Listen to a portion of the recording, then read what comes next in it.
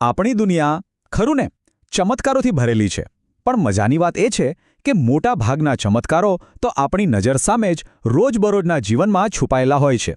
તો આજે ચાલો ને આપણે સાથે મળીને વિજ્ઞાનના આવા જ કેટલાક રોજિંદા રહસ્યો પરથી પડદો ઉઠાવીએ. ચાલો શરૂ કરીએ. ક્યારે એવું બન્યું છે કે કપડા પર હળદરનો ડાઘ લાગ્યો હોય અને સાબુ ઘસતા જ એ લાલ ચટક થઈ જાય?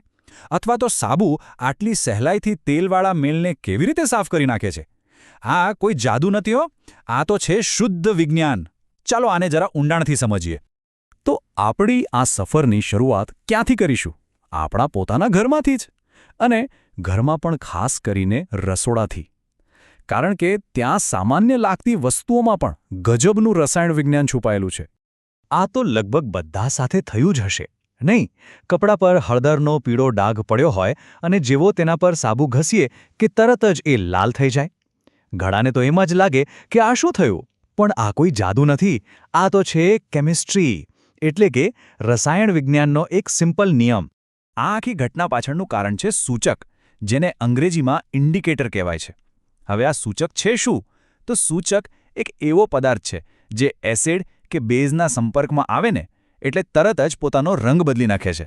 અને આપણી હળદર એ એક કુદરતી સૂચક છે, અને સાબુ એ હોય છે બેઝિક. બસ જેવું બેઝિક સાબુ હળદરના સંપર્કમાં આવ્યું એટલે તરત જ હળદરે પોતાનો રંગ બદલીને લાલ કરી નાખ્યો. છે ને સિમ્પલ? અને હા, એક મજાની વાત કહું, આ સૂચકો ખાલી હળદર જેવા કુદરતી જ નથી હોતા. ના, વૈજ્ઞાનિકોએ તો લેબોરેટરીમાં વાપરવા માટે ફિનોલ્ફથેલિન અને મિથાઇલ ઓરેન્જ જેવા આર્ટિફિશિયલ એટલે કે કૃત્રિમ સૂચકો પણ બનાવ્યા છે. ચાલો હવે ઘરગથ્થુ રસાયણ વિજ્ઞાનના એક બીજા રહસ્ય પર નજર કરીએ, અને એ છે સાબુ.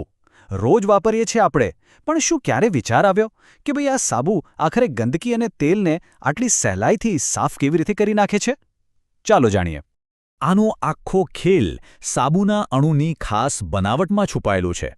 ચાલો કલ્પના કરીએ કે સાબુના અણુને બે માથા છે.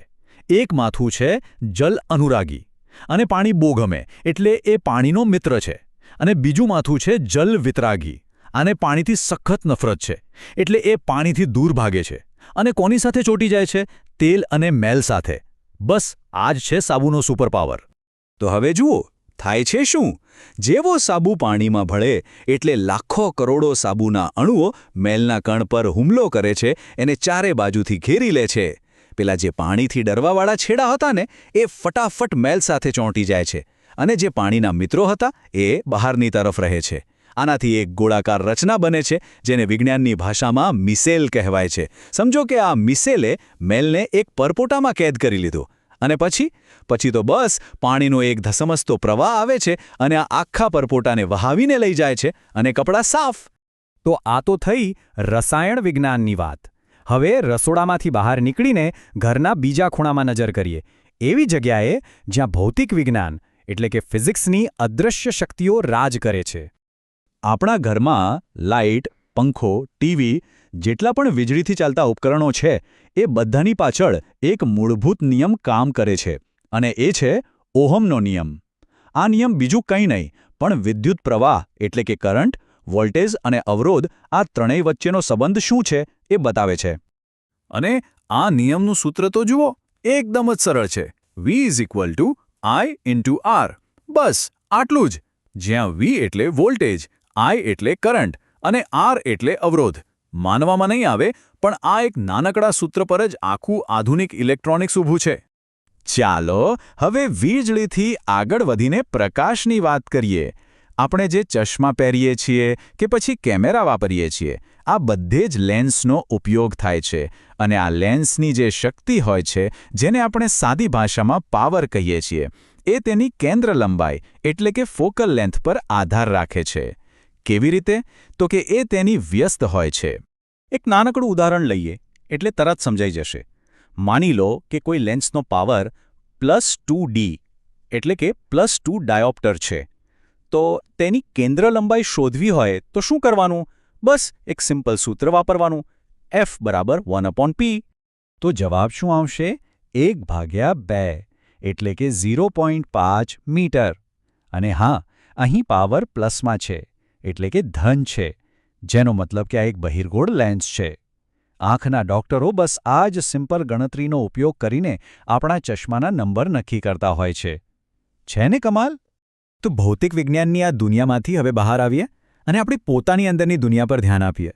એટલે કે આપણા શરીર અને આપણી આસપાસના પર્યાવરણને જે જૈવિક પ્રક્રિયાઓ ચલાવે છે તેના પર એક નજર કરીએ. ક્યારેય વિચાર્યું છે કે આપણને નાની મોટી ઈજા થાય છે તો લોહી થોડી વારમાં જાતે જ વહેતું કેમ બંધ થઈ જાય છે? આ પાછળ પણ આપણું શરીર એક જબરદસ્ત કામ કરે છે. જેવી ઈજા થાય એટલે લોહીમાં રહેલા નાના નાના સૈનિકો, જેને ત્રાકકણો કે પ્લેટલેટ્સ કહેવાય છે, એ તરત જ ઈજાવાળી જગ્યાએ દોડી જાય છે. ત્યાં જઈને એ લોહીને ગંઠાવી દે છે, એક જાળી બનાવી દે છે, જેથી વધુ લોહી વહી જતું અટકી જાય. આ આપણા શરીરની પોતાની નેચરલ સિક્યોરિટી સિસ્ટમ છે. હવે જરા પર્યાવરણની વાત પણ કરી લઈએ. આપણે જે કચરો પેદા કરીએ છીએ ને, એ મુખ્યત્વે બે પ્રકારનો હોય છે. એક છે જૈવ વિઘટનીય, એટલે કે એવો કચરો જે કુદરતી રીતે સડી જાય, માટીમાં ભળી જાય, જેમ કે શાકભાજીના છોતરા કે કાગળ. અને બીજો પ્રકાર છે જૈવ અવિઘટનીય. આ એવો કચરો છે જેનું વિઘટન થતું જ નથી, જેમ કે પ્લાસ્ટિક, કાચ. અને આ જ કચરો આજે પર્યાવરણ માટે એક બહુ મોટો પડકાર બની ગયો છે.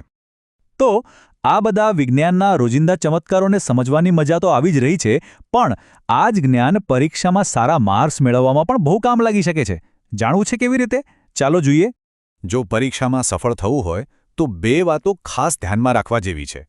પહેલી વાત, ભૌતિક વિજ્ઞાનના જે મહત્વના સૂત્રો છે, જેમ કે ઓહમનો નિયમ, એને બરાબર ગોખી નાખો, લખીને પાક્કા કરી લો. અને બીજી વાત, બે કોન્સેપ્ટ વચ્ચેનો તફાવત શું છે એના પર ખાસ ધ્યાન આપો, કારણ કે પેપરમાં તફાવત લખવાના પ્રશ્નો તો પૂછાય જ છે. આજે આપણે જે પણ સિદ્ધાંતો સમજ્યા એ ખાલી આપણી આસપાસની દુનિયાને સમજાવવા માટે જ નથી. ના, આ તો ભવિષ્યમાં થનારા મોટા મોટા આવિષ્કારોનો પાયો છે.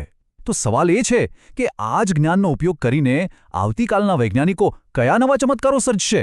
શું ખબર, કદાચ આવતીકાલના વૈજ્ઞાનિકોમાંથી કોઈક અત્યારે આ સાંભળી રહ્યું હોય?